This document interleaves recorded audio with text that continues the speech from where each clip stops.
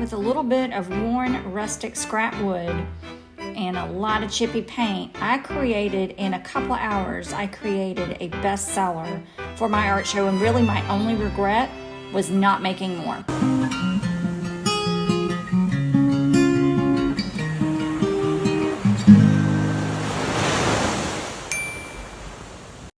So you've seen my craft shed before, and you know that I'm a hoarder of all types of wood. These are perfect for these rustic, I don't want to call them farmhouse risers because I'm going to give them a coastal flair, but these are risers, these are pedestals, and this is a very aged cedar. I'm not sure where these came from, but they're nice and aged.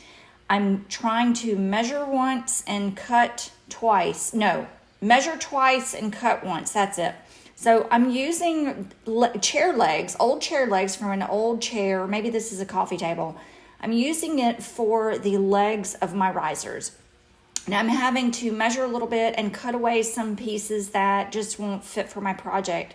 So I am measuring twice and cutting once on my new DeWalt saw that I absolutely love.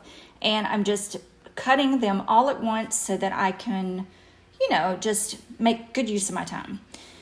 And now I need to give everything a good sand. I want to smooth all those rough edges. I'm not sanding very much because I want to leave the character of this wood intact. It's nice and weathered. It's beaten up in some spots. I'm removing some loose areas, but then I'm just really working with the natural look of the wood. I'm going to pre-drill all my holes so that I don't risk damaging any of this wood, which is pretty dry, so I don't want to crack it. So I'm pre-drilling everything, and I'm going to countersink the screws so that you do not see any protruding screw heads. I like to use either wood glue or liquid nails. I'm using liquid nails here. I just think this adds a lot more strength to your project, and it just gives you a little bit more security. And then once I have these legs on, I'm giving the legs another sand. And I probably should have sanded them before I cut them and screwed them on. I'm having to tighten them up a little bit. But this one turned out really cute. And now the second one, I'm doing the same thing. I am just sanding, got a little splinter there. And this wood is really, really soft. So it did not take very much sanding at all to really get a nice, smooth finish on this one. Then I'm also pre-drilling the holes on this one and countersinking the screws and then attaching everything with liquid nails. And then another quick sand and we're good to go. Now this piece of wood was already naturally dark. So as I'm sanding it, I'm seeing that it's really a gorgeous, gorgeous grain underneath. There are several nail holes and also a couple of nails that are still embedded in the wood. And so I'm leaving those. I just really think that adds a lot of character and a lot of texture. I think this one is going to be really super cool. On this pedestal, I wanted to try carving a little design in with my Dremel tool. Not really sure the look that I'm going for. I saw an idea on a YouTube channel. I thought I saved the video, and of course now I can't find the video, but I don't know. It turned out different, I guess you could say. I don't know if I really like it, but it was different, and it did sell the first day of the show. I gave it a coat of dark walnut stain to see if maybe that would just help the design a little bit. And then I got my Dremel tool out again and started carving some more. And I like this look a little bit better with the carvings on top of the stain part. I think maybe what I didn't like about it before was that you really couldn't see the carved area because the wood is so light. So the stain definitely gives a little bit of contrast and helps you see the design a little bit better. And now for paint, and honestly, this is my most favorite part. So once the stain has dried, I bring out my paints, and this is leftover house paint from different projects. It's all latex house paint. So the first layer on this one is going to be white. It's kind of a thin layer. I'm not going to do a really thick layer. And I don't have very much paint on my brush, but I'm paying close attention to all those little crevices.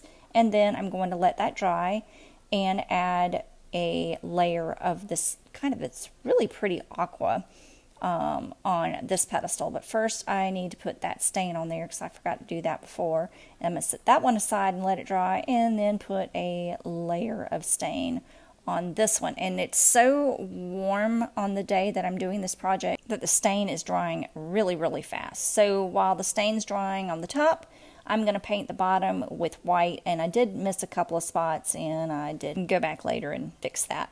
Then I took an old rag and I just wiped off the paint just to kind of soften the look a little bit, and I just want to try it and see what it looks like.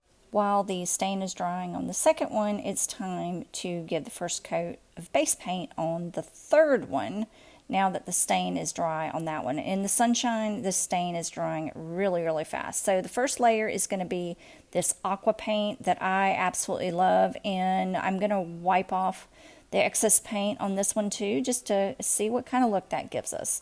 Both the paint and the stain are drying really fast in this heat, so I'm putting a coat of this aqua on both of these pedestals. So that's the first coat. You can see I'm not applying a very thick layer. It's kind of chippy and, sort of uneven, but it's a really simple way to get a weathered, vintage, and pretty antique-y look. Then I'm putting the aqua on the first pedestal that I painted white as the base layer. And I think maybe the white paint just wasn't all the way dry because it kind of blended together and turned into a really pretty mint color, though I kind of like it. Okay, these have been sitting in the sun for a couple of hours, and now here is where the magic happens. The final sand, and yes, it does take a good bit of the paint off, but this is where we get that really weathered and cool vintage look. I'm paying particular attention to the edges and where there would be a natural distressed mark or scratch. So this all is part of the plan. So I am trying to take away just different layers of the paint and exposing the color underneath. And that just gives the illusion that there have been multiple layers of paint on these boards for years and years and years. So you're kind of faking the weathering and faking the vintage, but it just looks really, really cool. It's just, I don't know, just a really, really cool look. I mean, look at that. It just looks like it was, part of an old sailing ship or something. I really, really love this combination. And now the final touch is a layer of just regular paste wax. This is Johnson's paste wax. It's a finishing wax, and what this does is it seals the wood, it protects the wood, but then it also protects the color and protects the paint, and it just gives a really nice finish. So all I have to do now is I'm going to put a final coat of the white on these legs, since I forgot to do that.